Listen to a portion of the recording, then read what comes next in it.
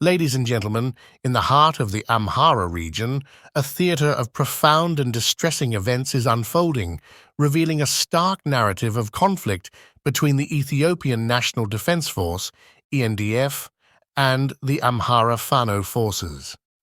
These updates, gleaned directly from the battleground, are poignant markers of a rapidly evolving and intensifying situation.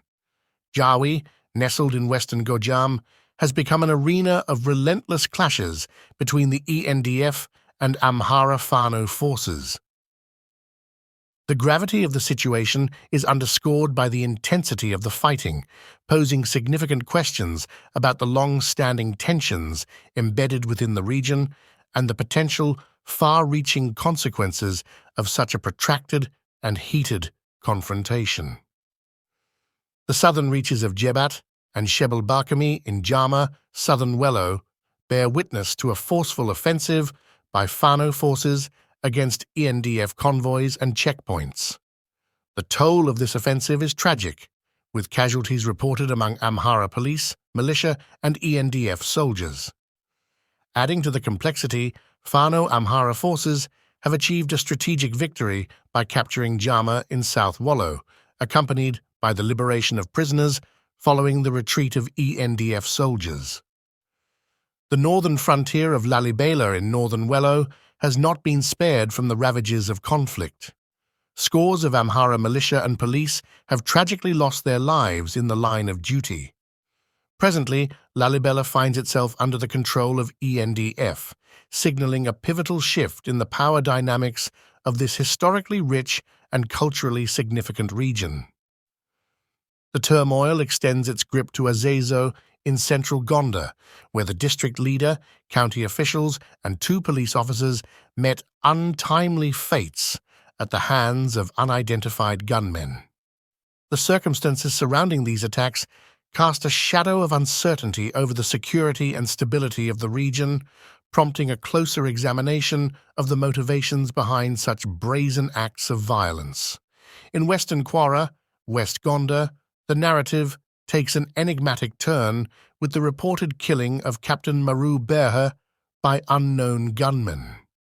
Captain Berhe, who had initially claimed allegiance to the Fano forces but later surrendered to the ENDF, adds a layer of intrigue to the multifaceted tapestry of this conflict. In Dogolo, southern Wello, a backdrop of tragedy unfolds as an Ethiopian National Defense Force, ENDF, camp falls prey to an ambush executed by Amhara Fano forces.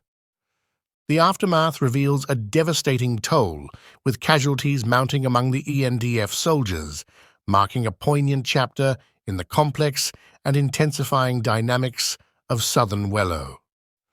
Moving southwards to Guguftu Desi in South Wello, the theater of conflict expands its reach.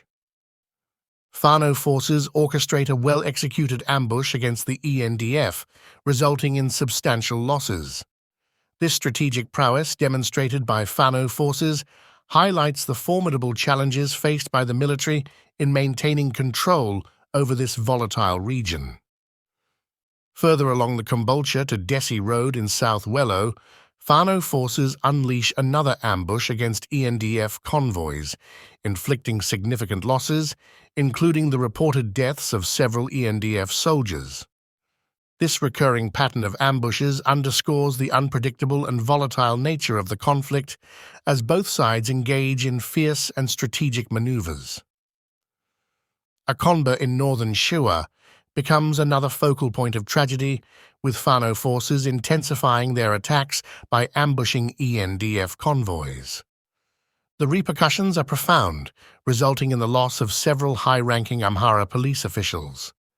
This targeted assault not only claims lives, but also accentuates the strategic targeting of key figures within the Amhara security apparatus. The theater of conflict extends its grip to Kamir Dingay in southern Gondar, where an ENDF camp finds itself in the crosshairs of a relentless ambush involving gunfire and grenade bombs. The aftermath paints a grim picture, with several ENDF soldiers sustaining injuries, highlighting the lethal nature of the engagements taking place on multiple fronts. In a distressing turn of events in where ILU, Southern Wello, Fano forces enter the town and dismantle organized Amhara militias allegedly prepared to attack them. This development not only underscores the complexity of the conflict, but also reveals the internal dynamics within the Amhara region, where different factions find themselves entangled in the larger tapestry of ongoing hostilities. In Wuchale, situated in northern Wello, a significant shift occurs as Fano forces seize the town following the withdrawal of the ENDF to Hake Town. This transition underscores the fluid nature of the conflict, with strategic maneuvers dictating the ebb and flow of control in various regions. The vacillation of power and the changing hands of territories paint a dynamic and ever-evolving picture of the situation in northern Wello. Moving southwards to Velela Bahia, nestled between Gayant and Este in southern Gonda, the latest updates reveal another instance of Fano forces entering the town. The strategic positioning of Fano forces in this region emphasizes their ability to assert influence and control over key areas, marking a significant development in the unfolding narrative of the conflict. The implications of such territorial shifts resonate not only on a local scale, but also contribute to the broader regional dynamics. Meanwhile, in Ambassel, located in southern Wello, the situation takes a more ominous turn as the ENDF responds with artillery shelling. The escalation of conflict to the use of heavy artillery underscores the intensity and severity of the clashes in this particular area. The consequences of such military actions on the civilian population and infrastructure further compound the complexities of the conflict, raising concerns about the humanitarian impact on the communities caught in the crossfire. These updates collectively paint a vivid mosaic of the challenges faced by both military forces and civilian populations across the regions mentioned. The fluidity of territorial control, the strategic movements of armed groups, and the escalating use of heavy weaponry underscore the gravity of the situation.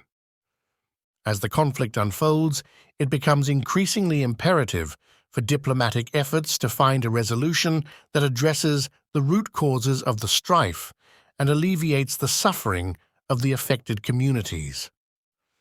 In the coming days, we will continue to closely monitor these developments, recognizing the profound impact they have on the lives of those caught in the midst of this conflict. The need for a comprehensive and sustainable solution remains paramount as we navigate through the intricate and challenging landscape of the ongoing hostilities in Ethiopia.